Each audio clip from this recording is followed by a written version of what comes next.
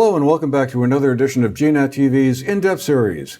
I'm Andrew McKeever, the news director at GNAT-TV's News Project, and it's a pleasure to have you with us today on Monday, August 8th.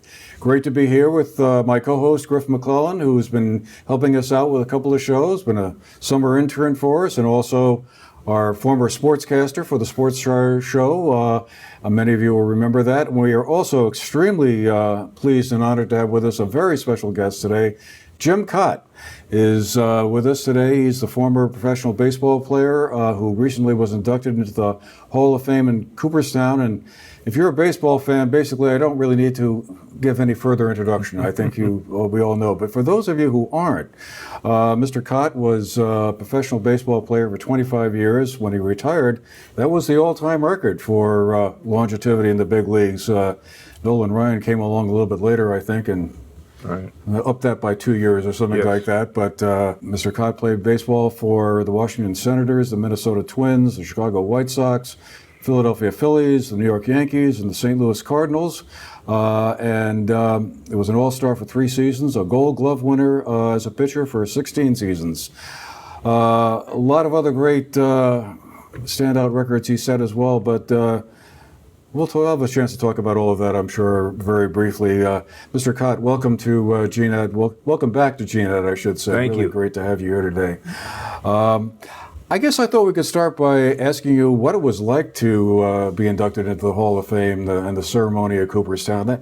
For a professional athlete, a baseball player, that must be just sort of a culminating moment of, wow, I really accomplished something. You know, it's really a bit surreal. My dad was such an avid fan, and he drove to Cooperstown in 1947 to see the induction of his favorite player, Lefty Grove. So I always say I knew about the Hall of Fame when I was like 8 years old, because we used to play, before our first TV, we'd play baseball trivia. And one of the questions he would ask, I heard it so often that I began to recite the answer before the question was over. And it was Ty Cobb, Walter Johnson, Christy Mathewson, Babe Ruth, and Hannes Wagner. They're the first 5 inductees into the Hall of Fame. So when I entered this fraternity and went through the orientation and saw all the pictures of those great players, it's still a little bit surreal. It's hard to believe that I'm in that fraternity. I'm very grateful for it, but you know, particularly at my age, when I was on the veterans ballot several times, barely missed a couple times. So it's been a humbling, grateful experience. While we're on the subject of your Hall of Fame induction, I noticed in your induction speech as well as your book, you mentioned one specific date when you were just a young child, about when you first realized your dream of becoming a professional baseball player. Take us back to that day and what it meant to you and what it means to you today.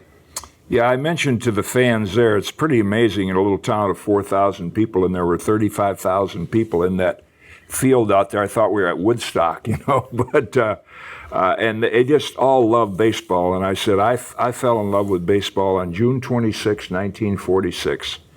My dad drove me to Detroit. We saw a Red Sox-Tiger doubleheader. I saw Ted Williams, Bobby Doerr, Hank Greenberg, Hal Newhouser. They all went on to be Hall of Famers. But what got my attention, and this is true of a lot of big league players, they had this experience, is when this dark green cathedral called Briggs Stadium opened up. You know, they had no billboards, and it was this huge dark green stadium, greenest grass I'd ever seen, whitest white uniforms. And you know, I had a bit of an interest in baseball already because of my dad's interest, and I just said, I think it would be fun to be out there. And I think when I look back from that day on, all I ever thought about was being a baseball player. Throughout your career, what were some of your favorite moments and favorite interactions with players? Who were some of your favorite teammates as well? You know, I had 500, Bob Costas knows it on the number, but I had 570 teammates or something. But, you know, early on with Minnesota, and I used to kid people when they'd see the logo on our cap, TC, and people weren't familiar with the Twin Cities. What's TC stand for? I said, 20 Cubans. Well, we had a scout named Papa Joe Cambria, and he dug up all this talent in Cuba. And of course, once Castro took over, it was difficult for him to get out.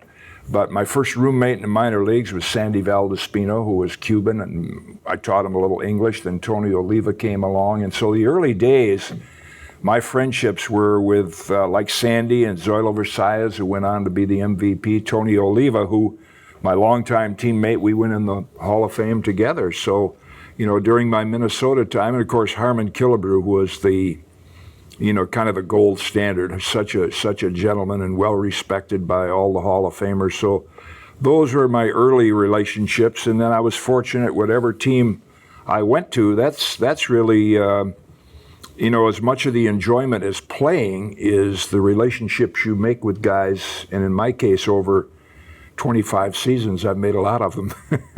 Mr. Kaat has also recently had a book published, his memoirs of the game, Good as Gold, My Eight Decades in Baseball, and will be appearing at the Northshire Bookstore on August 26th to discuss that, and also at the Manchester Library later this year in October.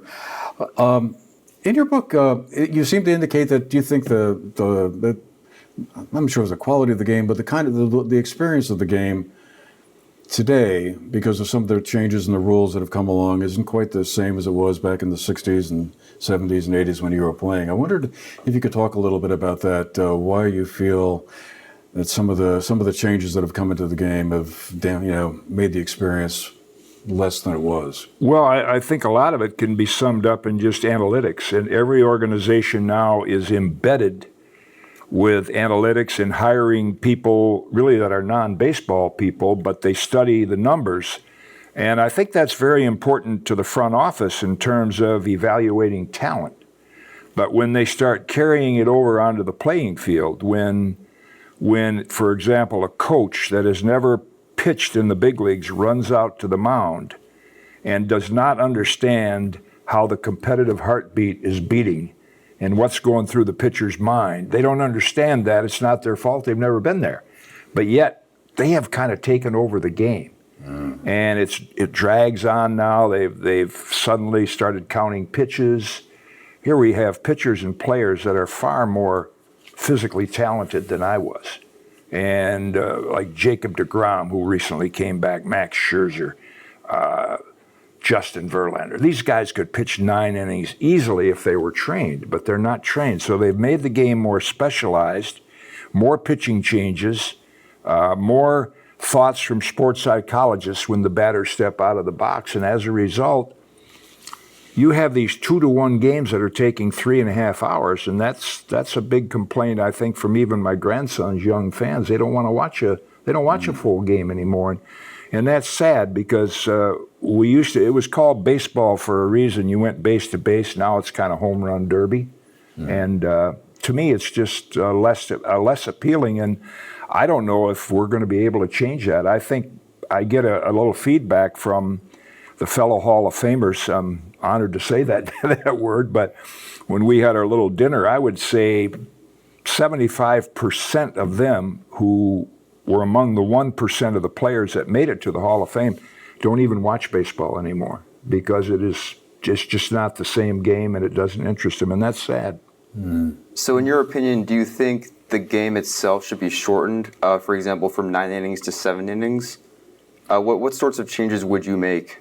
Interesting you say that because I've been on that soapbox for about 3 years.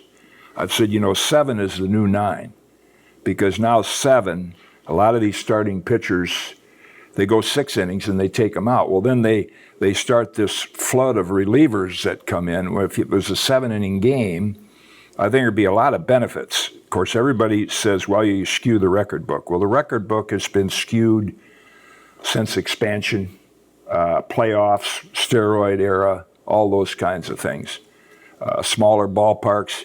But I think 7 innings, the players that get injured a lot because they're bigger, faster, stronger, 7-inning games and fewer games during the season would allow them to play more games. For example, if I went to a Twins game, I want to see Byron Buxton. He's their star, one of the best players in the league. Well, they limit him to 100 games because he's built like a thoroughbred racehorse. He plays hard, and so he gets hurt. So they have to limit the number of games he played. And I think fewer pitchers, I think the game would be crisper. shorter. I think they'd have, years ago, baseball owned the summer. Football, hockey, basketball, they ended in cold weather. Now they go till June. Yeah. So baseball doesn't own the summer anymore. And so I wish they would shorten it, the season and the games, but it's fantasy. It's not going to happen. Too much money involved, I suppose, at some level or another. I was wondering, what do you think about the postseason? I mean, that's now been extended also so that they're still playing baseball in November almost. Right.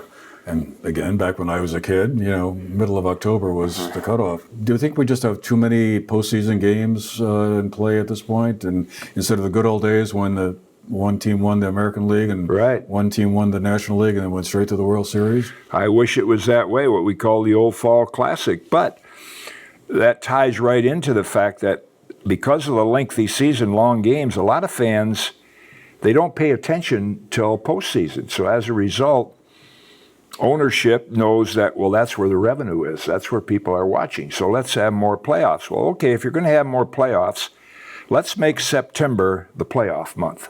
And then let's end the season on Labor Day and shorten the season, and then go ahead and have 9-inning games during the postseason where they get a couple more innings of revenue from commercials and they get more viewers. And again, I just think it's fantasy, but I wish that's what they would do. Yeah. Probably not going to happen in the near future anyway. No. You mentioned it just recently, but what are your overall thoughts on the steroid era in baseball? Well, I think, I blame baseball for that partially, and I also the Players Association. I mean, years ago, and I was very friendly with Marvin Miller, who was the executive director of our Players Association, and the players always balked at being tested. And it wasn't during my playing area, but as an announcer, I could see that it was going on, and I just wish that the players would have agreed to be tested, and somehow or other they would have come to an agreement where they would have demanded testing. But once they didn't, and players found out they could get this edge, and then another player sees what they're doing and he gets an edge, and of course they all denied it, but technically there weren't strong enough rules against it. So I've always felt that the players that are now not being admitted into the Hall of Fame, that there should be a section in there with all of their accomplishments and saying, all of their records are Hall of Fame worthy, but they were not given the official induction because, and then state the rule. So, that was when Jose Canseco was probably the first one that came out about it, and everybody thought he was lying or ratting on people because he said it was rampant in the major leagues, and now we're finding out he was right, And then finally they went to testing, and we've even had Alex Rodriguez, for example, has been caught twice, and with any other commissioner, he probably would have been banned for life. And now he's almost held on a pedestal in Major League Baseball. Like we said at the start, you played for 25 seasons, just an amazing amount of time. What do you attribute your longevity in the game to? Is it just a lot of attention to like physical conditioning and just preparing for the season? Most players don't get anywhere close to playing for 25 seasons. I just wondered, was there something special about what you did during the off season that enabled you to play for that long at a very high level? I don't think so. I think it goes back to so many young prospective good players today with travel ball and everything, and they get limited to one sport. They're playing too many games. Pitchers are throwing too hard to get injured. Well, I grew up in a cold weather climate in Michigan. We played sandlot ball. I didn't play organized baseball till I was probably 15. It was pre-Little League. We just, 6 kids in the neighborhood, let's go play. And we didn't care how hard we threw, just here it is, hit it. So I never abused my arm. And then we were trained differently. When I went to the minor leagues, and I pointed this out in my induction speech, I played for a manager named Jack McKeon, 1958 with Missoula. And I thought I was like one start from being sent home. My record was 1-4. And he called me in one day, he said, "Kid, you're going to pitch in the big leagues." He said, "You're going to pitch for me every 4 days. I might use you in between starts to pitch a little relief because we only had 7 pitchers. We had a 17-man roster. boy. We didn't have a coach or a trainer. Everybody had a job, huh? Right, and so, come September, I'd pitch 240 innings every 4 days, and never felt better in my life. So we were trained to do that, but now, starting when they first signed, these players are so protected or hothoused because management thinks that they're protecting their arm. Well, management never talks to those of us that have actually done that and realize that, you use it, but don't abuse it. Use it properly. Right. I think we could help them save a lot of arm injuries, but they have their system now of how many pitches and what the risk of injury is, and so that's the reason we don't have pitchers pitching as many innings as we did. It's not the pitcher's fault, it's the system.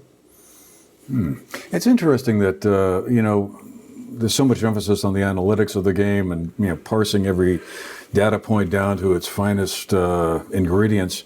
You would think that at some point, some of them would say, hey, wait a minute, 30, 40 years ago, pitchers pitched this and we did it that way, and, it worked out fine. I know. I talked to, like, Derek Falvey, for example, is the head of baseball operations for the Twins. He went to, I think he went to Trinity or Middlebury, maybe an Ivy League school, but a lot of the GMs now did that, and they've all been overcome by this reliance on analytics, and they're kind of drinking the Kool-Aid, but yet at the same time they'll say, well, gosh, you guys, you pitched every 4 days and you pitched 250 innings. How'd you do that? Well, people ought to ask us how we did it. We tell them. Obviously, the game of baseball has changed over many decades, and it's very different today as it was when you were playing.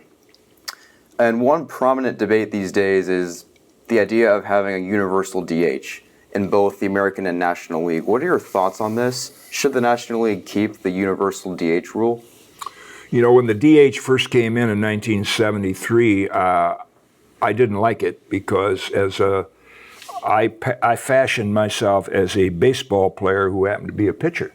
Because when we were kids, we learned to bunt, we learned to hit, we learned to run the bases and slide.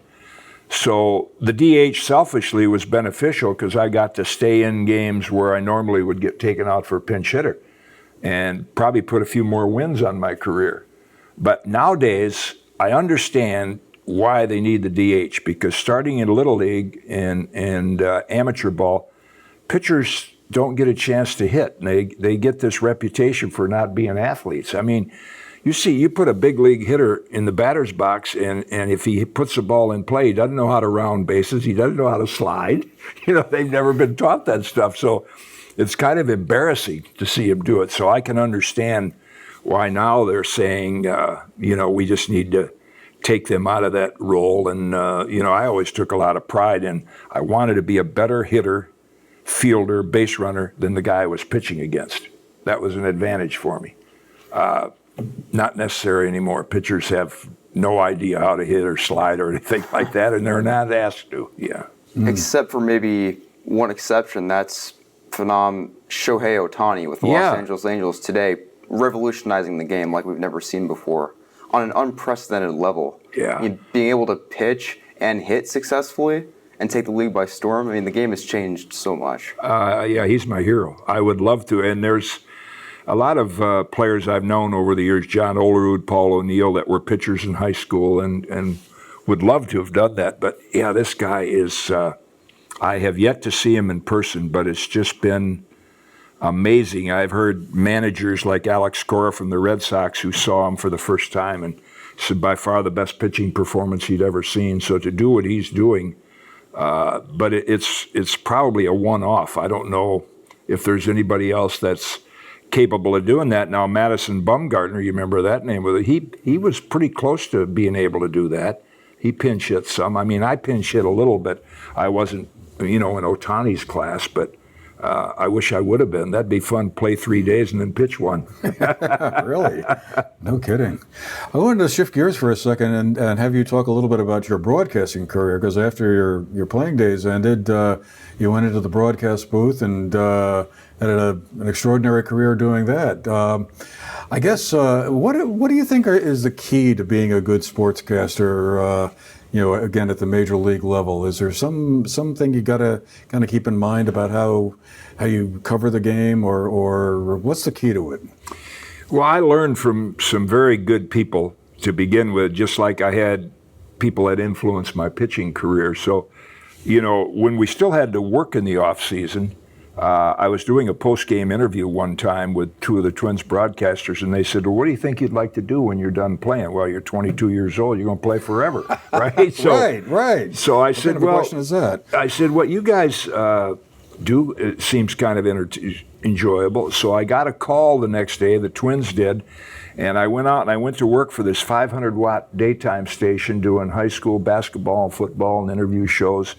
But that was just an off-season job. But then I would say during the 70s, if we had a rain delay, particularly in Philadelphia, Richie Ashburn, Harry Callis would call down the clubhouse and say, could Jim come up to the booth and just kill some time for us? Because they didn't go to alternate programming. It was way before cable TV.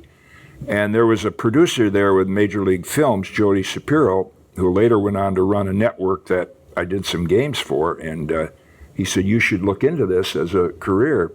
And so it was from that where I started doing college games for ESPN. And then I was fortunate to work with the great Dick Enberg and Dick Stockton, who taught me a lot about the play-by-play guys, who and what, and the analyst does how and why, and so that's where I kind of learned. And then great directors like Harry Coyle and Joe Assetti said, "Okay, you've got 8 seconds to get your thought from the microphone, right?" So I learned from people like that, and Bill White, who was my broadcast mentor, he did Yankee games for years, and I did games one year with Bill and Scooter. And so that's really where that snowballed. But those early teachers taught me a lot about, about the mechanics of broadcasting, and I was fortunate they all came pretty easy to me because I took speech class in high school, and I was involved in a lot of different speech contests with extemporaneous and a variety of different, so it's always been comfortable for me to do that. And how many times a game did Phil Rizzuto say "Holy cow"? A lot. Well, in the times at Scooter, I really got my play-by-play experience. So we had a 3-man rotation in 1986. It was Bill White, Scooter, and myself. Right. You listen to those games, I'm sure. I heard many of them. So the last 3 innings, I'm paired with Scooter. Now we're in Cleveland. It's a bitter cold night in that old Cleveland stadium. And he called everybody by their last name. So I sit down in my chair, and he said, "Kaat, I got to go to the bathroom. I'll be right back." Well, he leaves, and now the hitter steps in, and I've not done play-by-play, so I just, here's Joe Carter, blah, blah, blah. And the producer in my ear says, "Where's Rizzuto?" And so I hit the talk back. I said, he just went to the bathroom. He'll be right back. "No, he won't." So he didn't. He went to the hotel. It was cold. So I worked the last 3 innings by myself. That was my introduction to play-by-play. But that was Scooter. You just learn to live with that. Yeah. What sorts of advice can you provide for upcoming future sports broadcasters? What are the most important things to know going forward? I think, first of all, Joe Garagiola told me this. You probably wouldn't remember that name, but you'd remember that name. And a former baseball player actually hosted the Today Show, and he said, "Don't try to sound like Dan Rather or a news anchor. You're a ball player, and you're there to give your information and not try to speak perfectly." So that was good information. And then I got a lot of help from John Madden, and what I gathered from all of those is that when I did a game, I envisioned that I was there with 3 fans, a real avid fan, a lukewarm fan, and somebody who was there for the first time. And that always made me feel good when I was doing Yankee games, that I had different people say, "I learned something from you last night." And so that was my goal, to make sure I consider all 3 of those and what they might understand or they might not. And then I think I morphed into watching the game more than having notes, because when you first do a game, you're like terrified. What am I going to do for 3.5 hours? So you have all these notes, and then you think, well, I better get that in, I better get that in. And like John Madden said, if you do your homework and you just watch the game, you don't have notes, you know, if it's written down or something and you don't say it, it probably wasn't that important.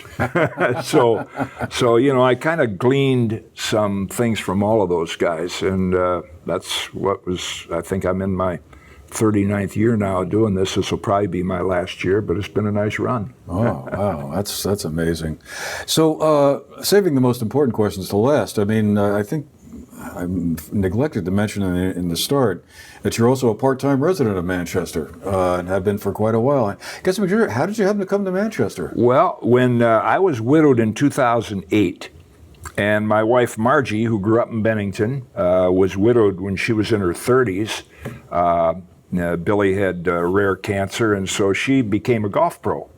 And mutual friends of ours, of my late wife and I, belonged to that golf club. So one day, my friend Marge said, how would you like to have dinner with Margie Bowes? Her married name was Bowes. So we had dinner, and my friend Jack said, well, the next day, he said, you didn't show much interest. I said, Jack, she's young enough to be my daughter. Margie's 17 years younger than I am. Well, I think she has interest. I said, okay. So I called her. I said, I'd like to take a short game lesson in golf. Okay. So I did that, got done. I said, what do I owe you? She said, just take me out to dinner.